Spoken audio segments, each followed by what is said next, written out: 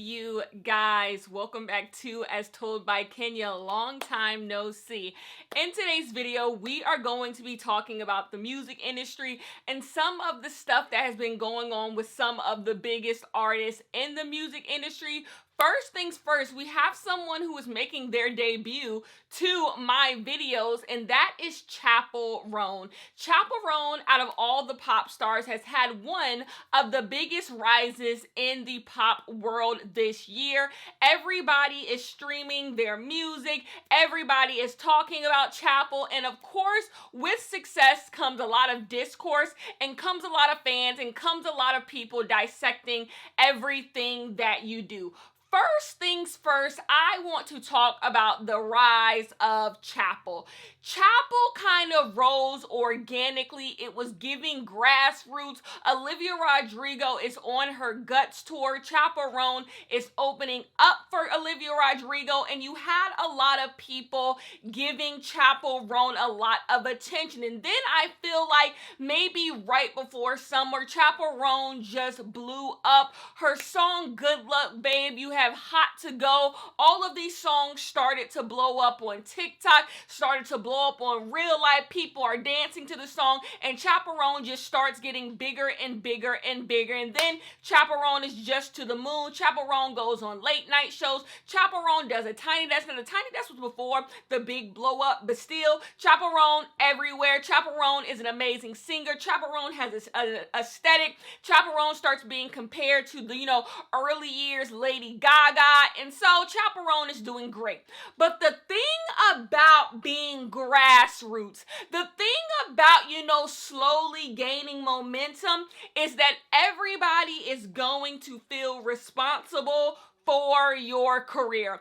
Everybody is going to feel like they made you. And the thing about people feeling like they made you, they feel like you owe them something, that you are accountable to them. And that is what Chappell Roan is dealing with. Because Chappell Roan slowly started growing, you have people feeling like, Chappell, you would not be anywhere without me. So you need to give me everything that I want from you.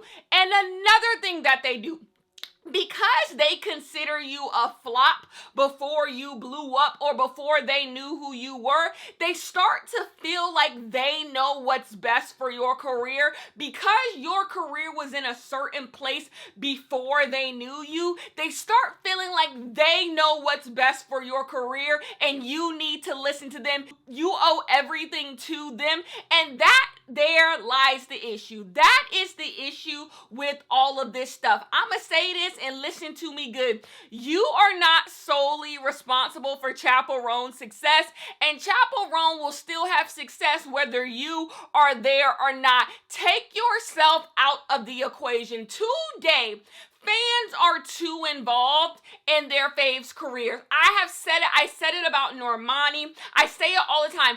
Fans are too involved in the ins and outs of their favorite musical artist. They believe they know everything that their favorite musical artist does, in the sense that they think they should dictate everything that their favorite artist says, does, what music they put out, what genre of music they make, where they perform, where they don't perform, all of this stuff that really honestly has nothing to do with you. You are not an A&R, you are not a manager, you are not a publicist, you are none of these things. You have shown no success in any of this stuff, yet you feel like you can talk about this stuff, and you guys earnestly believe that you can talk about this stuff, like you know stuff. You don't know stuff. You are literally just someone sitting online who is too goddamn online and needs to unplug. You need to unplug and you need to get a grip, because you don't know anything about anything. You are just a fan. You are just a fan.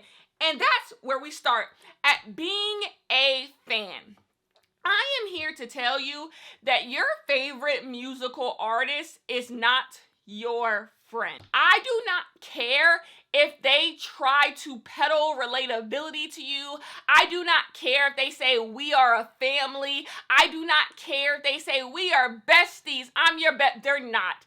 They are an artist. They provide entertainment for you, and you are the fan. Your real connection to this person is through a monetary lens. Whether you are paying to go to their shows, whether you are buying their music, whether you are streaming their music and giving them a penny, it does not matter. You are in their life for a monetary gain. That is it. You are in their life to get their career to a next level. They are an entertainer. They have a goal in their life, what they want to see from themselves, whether they want to be the biggest artist in the world, whether they just want, stay where they're, it doesn't matter. They have a goal for their career, and you are a part of getting them to that goal.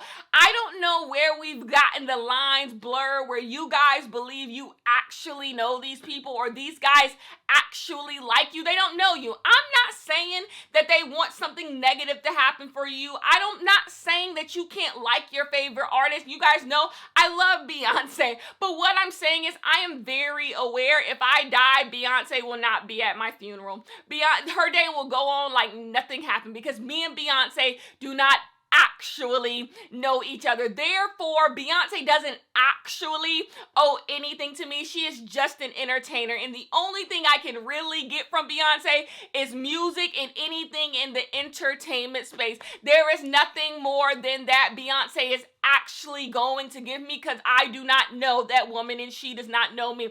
That is the same thing with y'all. And the issue with Chappell is because a lot of you feel responsible for her success and people have seen her rise, you feel like she owes you more than that. Y'all feel like this person is your friend. This person is your homie. They are not. They are not. This is a business exchange and it'll never be anything more than that. I am so sorry if that hurts your feelings, but you guys are going to have to get a grip on how being a fan of someone actually works. So this is where everything goes left. So Chappell starts blowing up, and Chappell posts on TikTok that y'all gonna have to stop coming up to her and touching on her and saying weird stuff in the streets because she do not know y'all. She do not know y'all. When she is out with her family trying to have a good time, she actually doesn't want you to come bombard her and ask for a photo and do all of this stuff. And she is met with immediate pushback. I will say there were people who were 100% on her side, but she is met with immediate pushback. People saying like, why would you not want to take pictures with your fans? Why would you not want people to say hey to you in the street? Why? And this is what I mean by y'all have lost the plot. Y'all are the same people who do not even want to say hi to your coworkers. You guys walk into a room and don't even greet people in the room. And these are people that you guys actually know. So what do you mean you cannot understand a celebrity not wanting to take pictures with y'all and not wanting y'all to run up on them? Like I said before, all of you guys think your favorite celebrity is your best friend, and some of you guys are deranged. Some of you guys are actually insane. And Chappell Roan has blew up very, very quickly. We are not talking about someone who has had the time to probably get a security team together, someone who has had the time to put the things in place to protect themselves. So how do you think it feels going from just being somebody who could just walk down the street, no big deal, to all of a sudden people are coming up to her, touching up on her, all this stuff? That would be scary. And I don't see how you can't put yourself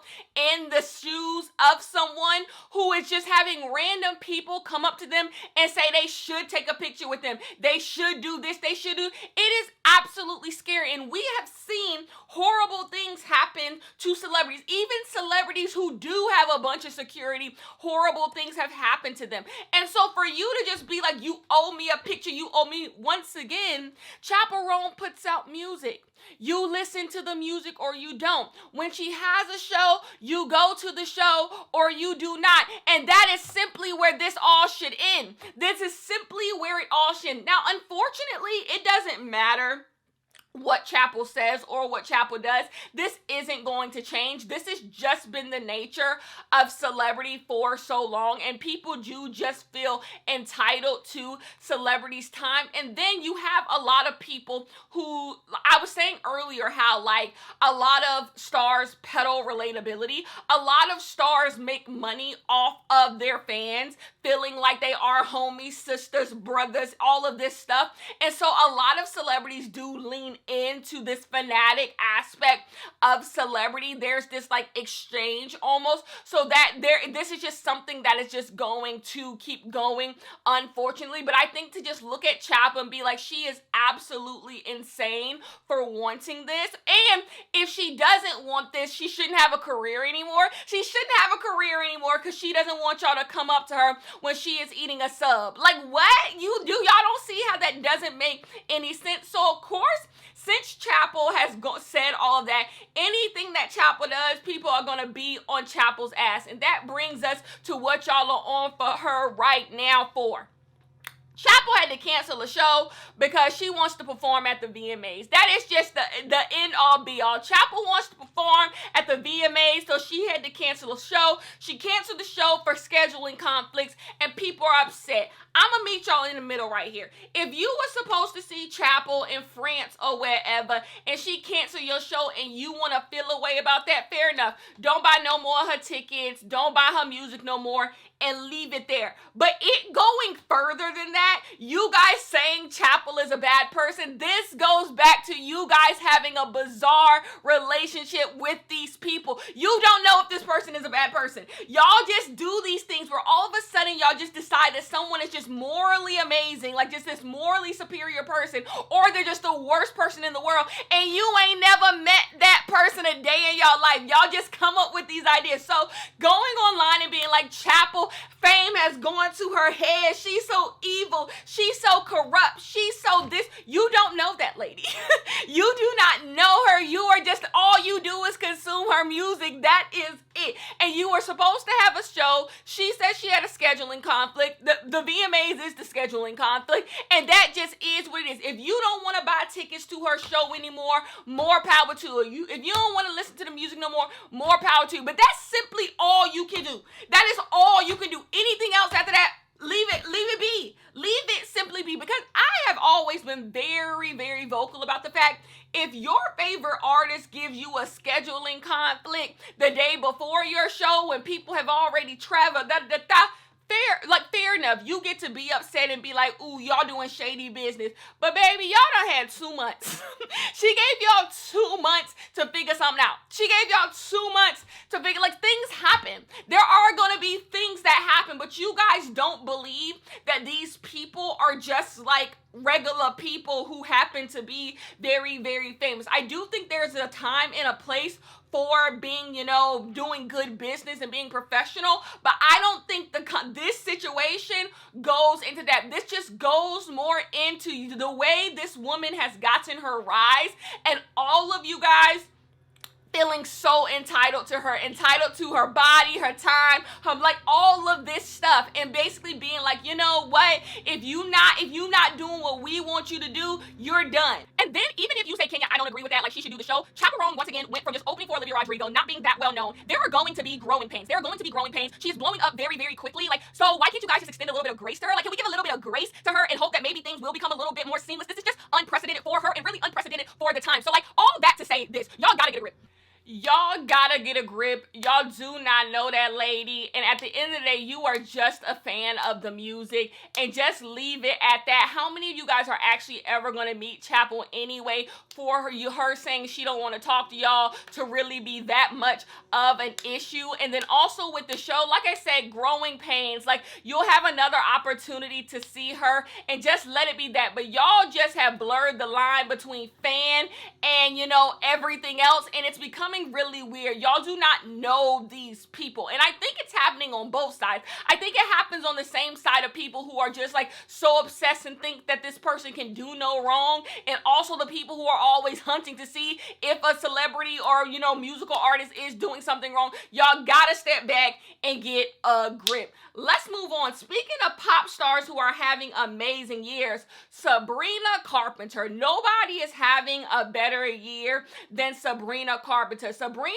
Carpenter went from being like, you know, if you like Sabrina Carpenter, you like Sabrina Carpenter, to being one of the biggest pop stars in the world. The charts are proving that. But Sabrina Carpenter got into a little bit of a Billboard race against Travis Scott, and baby, I was pulling for Sabrina Carpenter all the way through, because if you are someone who has paid attention to charts and music for a long time, you know when Travis Scott puts out an album, there is always something nefarious afoot. Travis Scott can't never just put his album out and then let whoever gonna stream it, buy it, or whatever be, and him just turning his numbers. Oh, no, baby. There gonna be bundles. There's gonna be discounts. There's gonna be all types of bullshit coming from the Travis Scott camp. This has been happening for damn near 8 years, and I'm sick and tired of it. Because here is the thing. Sabrina Carpenter, when, you know, everybody put out their stuff,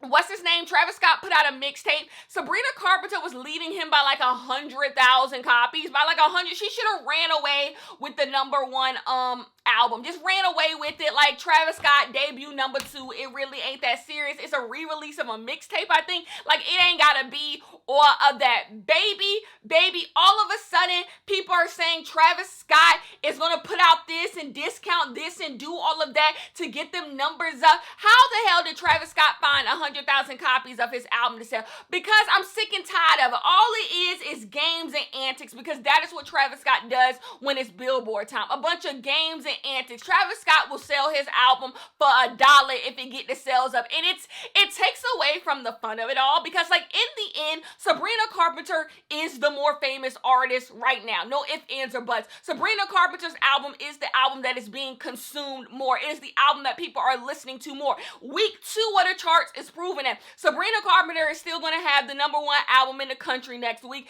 and I think Travis Scott is moving down to almost 20. So it's clear whose album is actually being consumed and actually being listened to.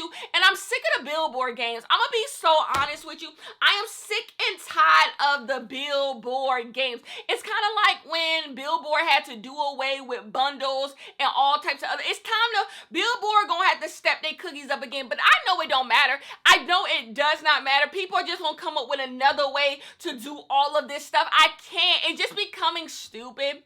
It's just becoming stupid. It's just becoming silly. I think altogether music and the way we consume music is silly. I always say this, and I'm on the unpopular opinion of this because people always gonna go to what is cheap. I think streaming is 100% just like solo brow. Do I stream people's stuff? Yes, because like I said, it's cheap. But the idea that you can just go and pay $10 and you get access to every single person's catalog who has ever made music, that is absolutely insane. And these artists are being robbed hand over foot. And it's just like, this is not how music should be consumed. It's actually really, really gross. And the fact that these artists get paid pennies to like even do all this. So I'm already not even a fan of streaming in that way, because I think it's just absolutely ridiculous. People should still buy albums. Yes, I'm a firm believer. I'm an old head in that way. I think people should still buy albums. I think you should still have to put your card number in and buy an album. And I know that's, like I said, old head as hell, but like these people are getting robbed. These people are putting so much work, time, and effort into their music, some of them, and they are getting absolutely robbed. And that is why I think you see less and less artists, especially established artists, putting out music. You're wondering why this person is taking a 2-year break, why this person don't care about this. Another thing, you wonder why people always talk about artists don't promote their music anymore or do all of this stuff anymore, because I think a lot of artists, especially some that are established,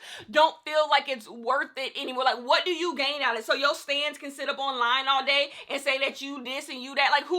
What does it really matter at the end of the day? And then you have artists whose music is being streamed out the window, Can't even sell out a venue. Can't even sell out a venue. So in the end of the day, what is it truly worth? Are you actually building a community of people who actually support you? Or are you just getting people who can go on Spotify and, just click a thing? So it's all just too much, but I'm happy Sabrina Carpenter got the #1 album in the country on her debut week because she deserved it. Travis Scott, knock it off. Next, let's move on to some more mess. Ice Spice versus Cleotrapa. So here is the thing. Auntie is old. Like, I can't keep up with stuff. I didn't even know Cleo was a rapper. That's not me saying Cleo not on. That's me saying Auntie can't keep up. Auntie can't keep up. Another thing I didn't know. I did not know that Ice Spice was already on tour for her Y2K album. Did not know, was none the wiser. So here is the thing. Ice Spice invited Cleo to go on tour with her very, very last minute. Cleo said it was a couple of days before. And Ice Spice said, girl, you good. You ain't got to worry about money. You ain't got to worry about paying for nothing. You and me, we gonna ride this out. Cleo says that the reason why Ice Spice invited her is because everything that happened with Ice Spice and Baby Stormy, that goes back to a few months ago. Baby Stormy exposed Ice Spice for being a bad friend. And so, I guess Cleo said she wanted to do damage control, so she brought another dark-skinned woman onto her crew. And that was Cleo. Baby, long story short, Cleo said wasn't nobody looking out for her. She had to carry her own bags. She didn't have no place to get dressed. They was starving her out. She couldn't even get no steak, mash, cream, corn, and spinach. She couldn't get none of that. The girls was eating without her, eating salads in front of her and giving her none of it. It was just very, very bad. And Ice Spice told her she ain't never gonna have a career. She ain't never gonna be nothing. Here is the thing. I heard a few people saying that Cleo should know this is just how the game goes and that is what it is. And I hate that rebuttal to any time someone accuses someone of being a bad person, because things don't have to be bad. You don't, just because in the past people have been bad and people who are opening for shows have been treated terribly, why do I then have to? Do I have to shovel shit because everybody else did? Is that really an excuse for that? And then there's one thing for every opening act and main artist are not best friends. It's a business contract. We don't have to be best friends. But Ice Spice and Cleo were friends. All of this stuff happened because they were friends. Why would Ice Spice not try to take care of Cleo and make sure Cleo was good? When do we become good people? That is my question. When do you know it's crazy when I'm sitting here telling you I'm goddamn hungry and y'all down at a steakhouse? You know that's crazy. You know that's crazy. You know it's crazy for me to be waving to fans and holding my goddamn luggage. You know that it's crazy. You know it's crazy for me to have to come out of pocket for all these 5-star hotels when you said I could stay with you. You know that it's crazy. I'm sick and tired of people just being things have to be crazy because that's simply just a game. As if Cleo herself didn't say she stayed in this situation because she understood that this was the game. When do we ask people to be better people? So my take on all of this very quick, Ice Spice knows she was being weird. She know that she was being weird and she knows she did Cleo wrong. Right. Now this is what we all need to learn from this. Do not be doing business with friends off of the strength. Do not be doing business with friends off of the strength, because they will switch up on you and you gonna be asked out. You gonna be asked out because people will just set you up and just be like, girl, I ain't got shit for you, or I don't need you anymore. So that's the biggest takeaway from this. I wish Cleo nothing but the best. I didn't even know Ice Spice was on tour, but y'all know I don't hate Ice Spice. I'm not one of those people who are just Ice Spice is just, the worst thing to happen to music. There's some shitty artists out here, right? I just think, y'all are strict on the girls, but I'm not even one of those. I just think there's a way to treat people. And if we take Cleo's story at face value, she didn't treat Cleo, not even as a friend. She didn't treat her well as simply a human being. Cleo talks about her bags being in the hallway, her not having no place to dress, all of this. That's just not how, if we keep just being that's what you gotta do, that's just how the game works, we ain't never gonna get nowhere, are we? Last thing that we need to discuss. Unfortunately, a few days ago, Rich Homie Quan passed away. This really hurt me. I am simply not going to lie because it starts to feel like an end of an era. There was just that mid 2010s era that was just so much fun. I'm not even going to lie to you. It was just a really fun time in rap music, and a lot of people were hard on that era of rap music. You get the narrative of mumble rap, which is 100% just anti-blackness that people were spewing, and you look back at that music, and that music just had so much fun in it. When you can add people like Fetty Wap to this. You got Migos, you got Young Thug, you got Future, you got Rich Homie Quan. Like I said, you could add Fetty Wap to this. You could add Designer to this. It was just such a fun time to listen to rap music. It was just, everyone was just making like club bangers, and Rich Homie Quan was a big part of that. I don't care who you are, especially if you black. You remember where you was the first time you heard Flex and you heard those ooh, ooh, ooh, ooh. I don't care. Like, that was just a moment and time. And then hearing that Rich Homie Quan possibly passed away of a drug overdose, I always say this: we need to have so much more empathy for people who struggle with addiction. Enough calling people names and telling them they ain't never gonna be shit and y'all crackheads and all of this type of stuff. We need to have a better conversation about what people are going through and the facts of our life and how a lot of people are just struggling, and if they could get better, they would get better. And just calling people names and just also just telling people y'all need to stop that stuff. Don't you think they would? Like, a lot of people's only relationship with drugs and people dying is through celebrity. And how fortunate, right, that you've never had anyone in your life who has been addicted to drugs, who have died from drugs or any of that stuff. How fortunate are you? And I hope that remains your truth. But a lot of people, their best friends have died. Their like siblings have died. All people that they know have died. So don't think that you're like hipping people who do drugs, you hipping them on game, that they should stop this stuff. I'm sure they know people who have died from drugs because they in that life. Like, you not hipping nobody up on game. What you're really doing is being pretentious, and you're being uppity, and you're being rude. Like, if you don't have anything nice to say, like, just cut it out. Just cut it out. But like, what these people really need is help, and they don't need to be called names or told they're never going to be anything. We need to start having, number one, better education behind drug health. We need to stop we need to have better conversations. We need to help people get clean. We need to do all of this stuff, and it takes a community because we don't want to see more and more people dying of drugs. So yeah, it's all of this stuff matters. But rest in peace to Rich Homie Quan. Go listen to Flex or Walk Through for Rich Homie Quan. And yeah, that's just really, really sad. That's just really, really, really, really sad. Anyways, I will talk to you guys in the next one.